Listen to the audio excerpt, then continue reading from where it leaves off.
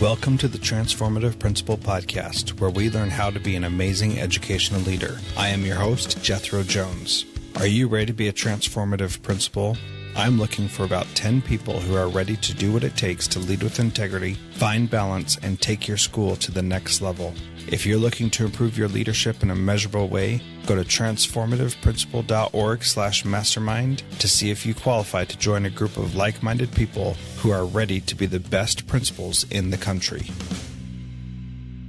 Welcome to Transformative Principal. This week, I am continuing my interview with Nick Fischer. You are going to love this conversation. We are going to talk about how difficult it is to do the right thing and how it requires some sacrifices and how it's totally worth it to stand up for what is right. And I really enjoyed this conversation. And this episode is a little bit longer because we just kept on talking about awesome stuff. So it was good. And I hope you enjoy it. I just really enjoyed it myself. So thank you so much for listening. And please share it with somebody who needs some encouragement to do the right thing, even when it's difficult.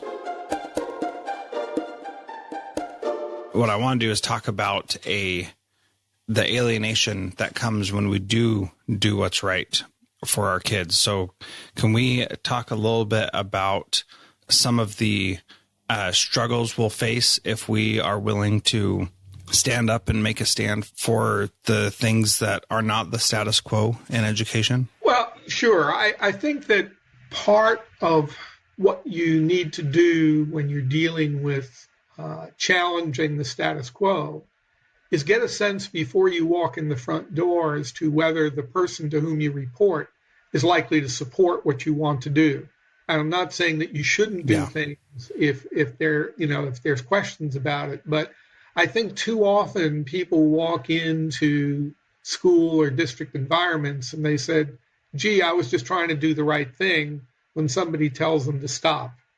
And I think that part of what you need to do is not just say, I need a job, any job, but really, particularly when you get to the administrative level, say, am I clear enough about what I believe in to be able to say to my superintendent or my assistant superintendent or whoever it happens to be, look, these are things I think are important in the way of, let's say, effective teaching or dealing with kids' behavior or how we deal with parents. And I just would like to know what your thoughts are about that if I do these things in my school, are you willing to support me when there may be parent complaints?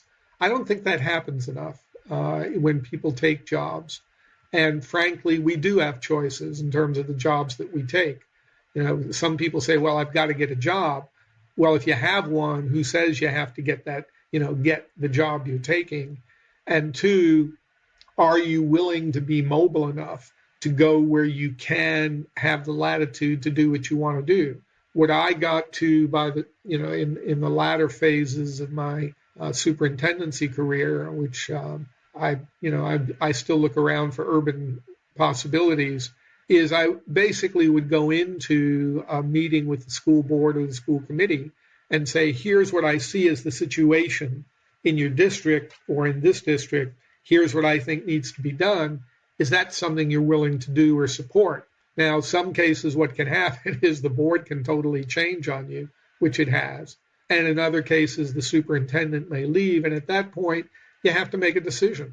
I think the other thing you need to do is really sit down and have a conversation with your spouse or your significant other and say, look, the way I operate is not necessarily going to lead to stability in one position. We may need to move. My wife and I had a running joke. Her dad was a Lutheran minister. And she said, I don't want to marry a minister because I was moving every 2 to 3 years. And so she married me. And she ended up moving 18 times. And so, as we've talked about it, she recently said to me she wouldn't change it for the world. And in part because it gave her a range of experiences that she never would have had if she stayed in one place. But I think the most important thing to do is, one, start with knowing what you believe in and being able to say to yourself, what does it look like if I'm doing this in the school? The second is to talk to your supervisor, whoever that happens to be, and say, look, this is what I believe. Is this something you're prepared to be supportive of? The third is talk to your significant other or your spouse and say, understanding that this is who I am, what can you live with? What are you going to be able to be supportive of? I think that kids, to be honest, are amazingly durable and flexible, and we've been through some pretty traumatic situations, the worst of which was a situation where I took somebody to a termination hearing as a principal and went through some death threats. But there are times when you need to do that. I mean, when you have to do the right thing, because this particular principal was taking little girls home during the week without their parents' permission. And what I think you need to do in terms of what you do in a school is also think through, how do you communicate the difference between what you want people to do and what they're already doing? Because oftentimes what people will say is, well, I'm already doing that. And unless you can show them the difference, you're going to have real problems. And the other thing is, it's not just enough to say to people, what you're doing is wrong. What you have to be able to say to them is, okay, that's one way of doing it, but I want you to do this differently. So I'm really thoughtful about what you've said, and I want to go back just a little bit to what are the right questions to ask a supervisor, and are you mobile enough to find the right places to work?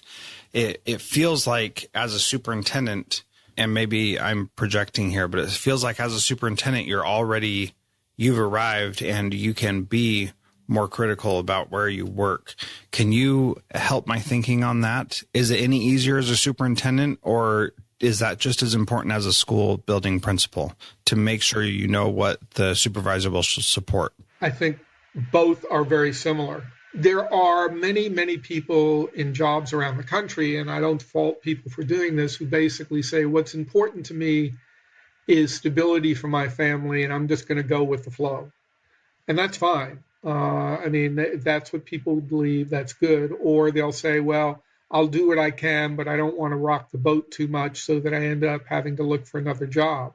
I think the superintendency can be very volatile, depending on where you are. And I think, for example, in the environment of state testing, it's become even more volatile because having been involved in the creation of one of the most controversial and some perceive one of the more effective state tests, the Massachusetts Comprehensive Assessment Test, when I was associate commissioner there is a lot of controversy about what you do, how you measure kids' skills, and how much weight that measurement should have. What a lot of people don't understand is why these state tests have come to be. And then also they wonder, well, if I'm a professional, why can't I just do what I want to do? And there are lots of responses to that, one of which is that in too many situations, particularly for low-income kids are graduating from high school functionally illiterate, and they lack literacy in both language and math. And to me, that's totally unacceptable.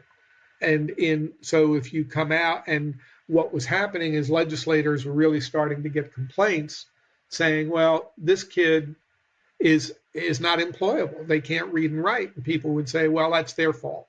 No, it's not their fault. What we need to do is to make sure that before we essentially give a certification of preparation, which is what a high school diploma should be, we should be prepared to back it up by saying this kid is ready to go out and either be employed or go to technical school or go into the military, go into community college, get a job, whatever they happen to choose. And too often we've got too many kids who are not. That's really where the state testing process came from, because legislators are saying, if I'm going to contribute X amount of money into your system or you're asking for more, I want to know that I'm getting some bang for my buck. Does that mean that these one picture tests are, the beginning and ending of all? No. But what it means is it's political reality. So I think coming back to where we started, you have to know what the stakes are moving in, and you have to decide whether you're willing to live with those. And that applies to the principalship, the superintendency, the commissionership, or whatever role you're moving into. Yeah, one of the things that is concerning is that if I move around a lot, then it's going to look bad on my resume, and people are going to think that I can't hold down a job or whatever. What is your response to those who have that fear? Well, if you look at urban superintendents in the lower 48, the average tenure is 2 to 3 years or less. If you're looking at the principalship, it's different. People tend to stay longer in one place. Although in larger urban districts or even in larger rural or suburban districts like in Colorado, in Jefferson County, Colorado, which is a very large district, if you move around among schools, the question is why? Did you move because they didn't like your performance, or did you move because people thought you were so good that you could be the person who could help change a school around? So the reasons for moving vary. And I think part of what you have to think about is what is the reason that led to your changing, and what impact might that have on your perceived acceptability or desirability. And it's not just moving, it's why you moved, it's what kind of references you're likely to get, both in writing and over the phone. Some people don't realize that the reference they get in writing may not be what an individual says over the phone. So I think you need to understand what the implications are. In some cases, leaving a situation can be a badge of honor because you refuse to do the things that, frankly, most people would not do. In other cases, you leave because there's a great new opportunity. So I don't think there's one answer to your question. Well, and I think that that's important because there really isn't one answer to the question, and it does matter. So you do have to be able to weigh those things and determine what you stand for and how you want to tell the story of you leaving, and how you tell the story will be different probably than how the previous supervisor tells the story. And, having had those conversations with my right now current superintendent early on, knowing that he was going to support me, and now being in a position where I'm leaving that district and knowing that he's had my back the whole time and he continues to have my back, that is a lot different than other situations where I haven't had the support that I thought that I did. So if we're struggling, or we feel like we don't have that support from our leadership, what do we do in that situation, Nick? I think what you do it has several parts to it. One is you have to ask yourself, why are you staying if you're struggling? And again, there it's very important to kind of sit down and talk with a friend who you trust, who's not going to throw the conversation out into the public winds and say, I want to talk to you about what I'm thinking and feeling about what I'm doing. And I want you to be very honest with me about what you're hearing. So get candid feedback about how you're portraying yourself. I think a second very important thing to do is to talk to your spouse or significant other and say, well, what do you think? Did I blow this thing up? Did I do the right thing? Have I been sharing enough with you about what's going on?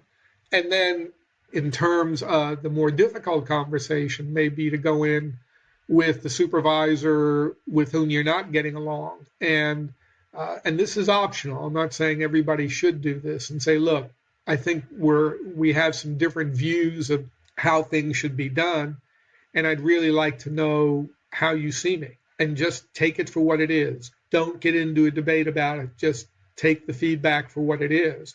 And then if you and your spouse or significant other agree, yeah, it's time to move on, then you start looking. One of the things I would do at the principal level is when you go in, if you get to the final interview point and the person says, well, I'm really considering hiring you, are there any skeletons in your closet, or words to that effect, be honest with them. Don't try to hide things, because the things that will really blow you up, as it were, they can make it very difficult. Is if somebody says, why didn't you ever tell me about that? And as difficult as it may be, my view has become, you're much better off being honest with the person you're going to work with than trying to avoid those realities. That is so true. I did exactly what you are suggesting in a previous position, where I just felt like I wasn't getting the feedback that I needed to be successful in that district. And so I went to a former principal who was at the district level supervising other principals, and I had that candid conversation. I said, basically, how do other people perceive me? And he said, well, that's an interesting question. Give me a couple days and then let's talk. And I told him, I said, look, giving me fluff is not going to help me out. This is what I'm perceiving, and I need to know if I'm right or not. And he didn't give me any fluff, and he told me straight up what the issues were, how I was being perceived. And that was really difficult and scary and uncomfortable to do. And I didn't like the process, but I appreciated it very much afterward when I had very good closure to say, I'm not fitting into the culture here, and it's time for me to move on someplace else. Exactly. It made it so much easier that I couldn't even believe it. And so if you are in that position, I very much encourage you to find someone that you can trust who, one's not going to air it out, and two, is actually going to tell you honestly. Because I had asked others and they just said, oh yeah, you're great. You're doing a great job. No big deal. But I wasn't getting the principal positions that I was seeking. And so I knew there was something else. And once he was able to tell me, I took that and used that to help craft my story about what I believed. And then also use that to, in future interviews, to say, here's what you're getting when you get me. And here's how I'm working on that. Here's how I'm getting better.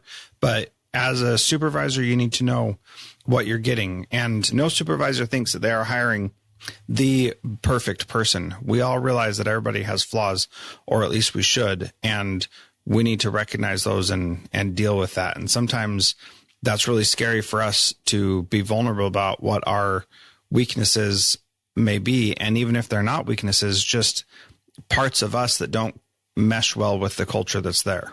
Absolutely. And I think the same thing applies when you're working with teachers whose values and whose approach may be totally at odds with what you believe in. Being constructively, giving people constructive feedback is not always easy, but I think it's very important. Yeah. Do you have any advice for giving that constructive feedback when, somebody's doing something at odds with what you believe, and how to set that up to be successful when it's almost guaranteed to be controversial or headbutting or something like that? What are some of your strategies that you use to make that as good as it can be when it's always difficult? Well, the first thing I do is I do not use the statement, well, I don't want you to take this personally. I think that's insulting to people. If you are in our profession, if you didn't take what you do personally, why are you there? Everybody puts out a lot of personal effort and time and energy into whatever they do, whether I agree or disagree with it. And to me, the statement of don't take this personally, or nothing personal, or please don't take offense is baloney, because what you may be saying to somebody could hurt them, meaning it's not necessary, it's not physical hurt, but people may feel hurt, or they may feel angry about what you're saying because it's not the way they see themselves. And so I think what's very important to do is to say, look, I want to share some feedback with you about what I see happening. And then I'd like to hear your version of not what you think of what I'm saying, but your version of what you see yourself doing. And you may, frankly, want to start out with, all right, in this situation in your classroom, or in this situation interacting with staff or parents or students, tell me what you see going on, and tell me whether you perceive you've been successful or you wanted to do things differently. When you do that, you do something extremely important, which is to set up what I call an active listening conversation. Too often, people in these difficult conversations feel like there's nobody listening to me. You're not hearing what I'm saying.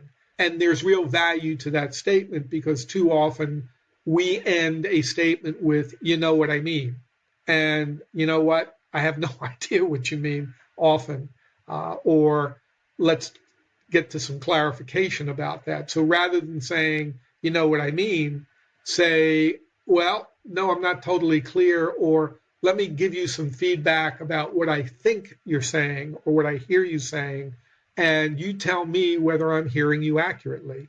That simple statement of you tell me whether I'm hearing you accurately has tremendous value for people, particularly in very difficult situations where people perceive that you're telling them that they're doing the wrong thing, or they're not acting professionally, or they're not effective. People feel like, well, hey, do you have any idea of what I'm doing?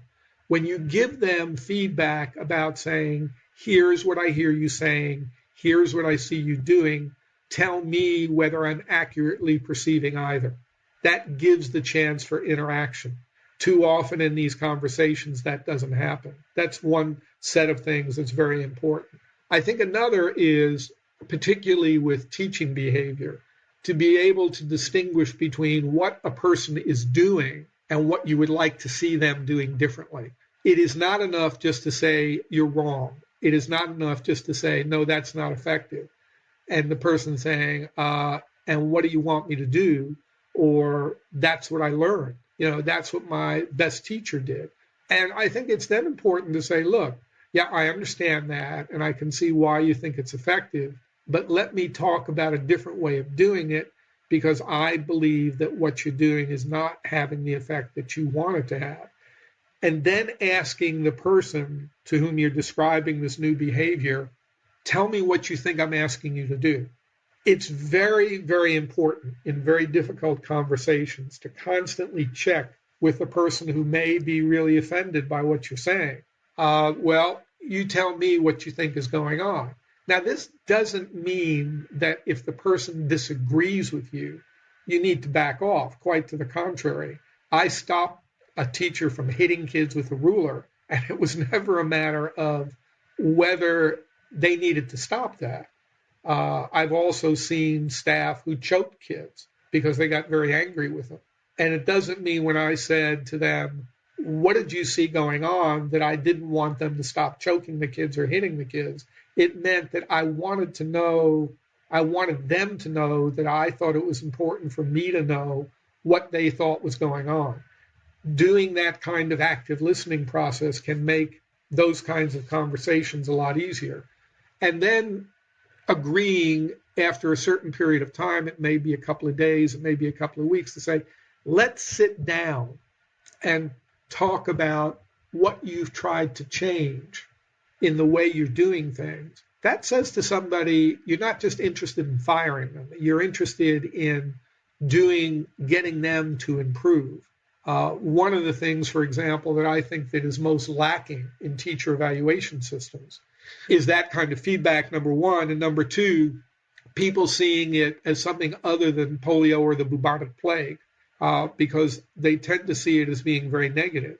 One of the things we need to do, for example, is to take very effective teachers and say, hey, you're doing a great job. You may want to look at these things and look at how you could tweak those. Or why don't you tell me what you'd really like to work on, and let's talk about how you could do that. That's really great advice, and I appreciate you sharing all that. It's so easy to let our personal feelings about that person as a human being or our friendship with them get in the way of correcting them appropriately. And I've had to have many of those conversations, and when I've done the things that you are suggesting, then it's been successful, and people, they grow from it. And when I don't do the things you're suggesting, especially giving them replacement behaviors for what they're doing, I don't think that most people do those things because they hate kids or anything like that. They do those things because they think it's the best thing for the kids, and they just don't know a better way. And I don't think people get into education to intentionally hurt children, and sometimes they do because they don't know something better. So giving them coaching and help, and over time still supporting them and becoming better, those are really important for them to be successful. So I really appreciate you sharing that. Well, and I think with that goes a corollary, which is that some people say, well, you've been to teacher school, or you've been to principal school, or you've been to superintendent school, and you should know better. My philosophy evolved to, I don't assume anything. I try to look at what a person's actually doing, regardless of their preparation, and say, all right, here's what you're doing, or here's what I think you're doing. Now let's talk about how it can be done differently. Yeah, absolutely. Nick, I really appreciate your time. This has been a wonderful conversation. I feel like I have about 1 million more questions, but I want to respect your time, and maybe we can do another follow-up conversation later. But the last question that I ask every person on the podcast is, what is one thing that a principal can do this week to be a transformative principal like you? I think the first thing you have to ask yourself is, transformative to do what? What are you really trying to get done? If you were to describe what you're trying to accomplish, the first thing is to describe what's happening right now in your school. What are people doing that you like? What are people doing that you would like to see done differently? And I think it's very important to think through how you frame things. If you say you're wrong, or you're terrible, or you're horrible, or you're a failure, people are likely to turn on the off switch right away. If, on the other hand, you take a positive view and look at how you can improve things, people are likely to take a much more positive view of what you're saying. So define first what you're trying to accomplish. Define next what you perceive happening in your building. Get a sense of how the people you're working with perceive what's happening, and then start to talk about what the difference is between what people are doing and what you'd like to see them do differently. If I can, let me just give you one example. Please, thank you. I worked with a high school that was pretty dramatically underperforming and was perceived as unsafe. And what I do in situations like that is I like to go out and walk the hallways and go out into the cafeteria or the parking lots and just see how what kids are doing. And what I saw was a lack of adult contact with the kids. There were certain people who were designated to be the behavior people. And frankly, in a large high school in particular, there's no way you can have enough principals or behavior specialists to just deal with the kids. If you're going to have a safe school, everybody needs to be involved. So one of the things I said to people is, I would really like you to be out in the hallways when people are moving and just say hello to kids. And if you don't know the kids, get to know their names, because when you're trying to stop inappropriate behavior, it's much more effective to say, hey, Mary, hey, John, and the kids say, whoops, this person knows who I am.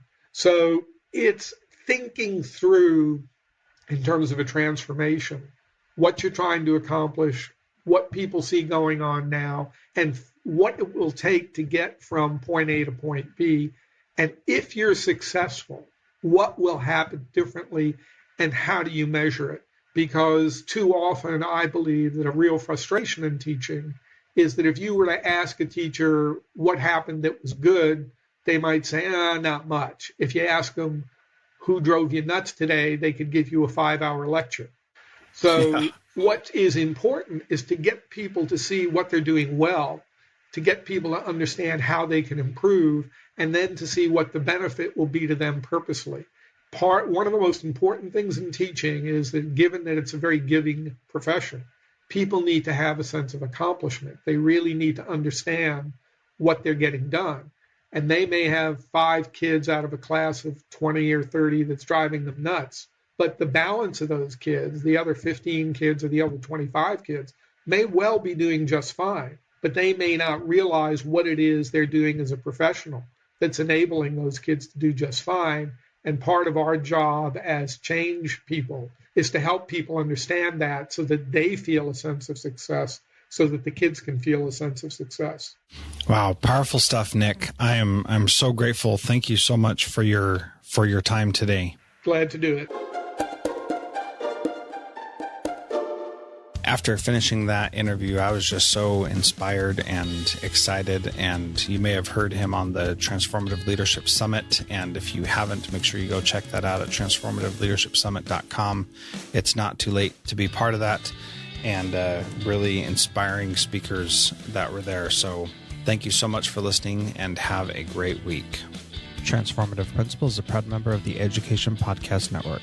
Podcasts for educators by educators. Visit edupodcastnetwork.com for more great podcasts.